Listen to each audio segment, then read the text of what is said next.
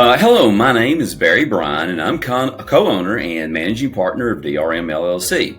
I'm mostly known for automation sales within our company and managing our engineering departments as well as performing safety risk assessments. I happen to be a TUV functional safety engineer trained and tested by Rockwell Automation.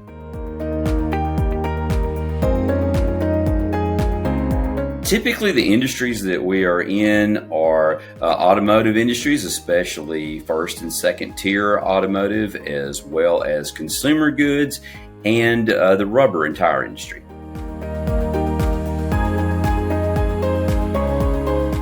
We build automation systems, mostly combining robotics along with advanced PLC, HMI safety solutions that are all integrated with an operator. So as people are operating these systems, they're working near the automation and they're very comfortable because of the way the systems are laid out. Everything is made to be ergonomically sound as well as very safe.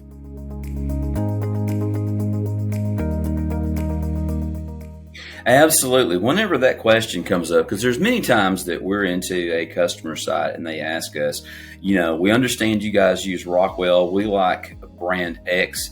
Why shouldn't we use them? And I tell them always, we have such a good partnership with Rockwell.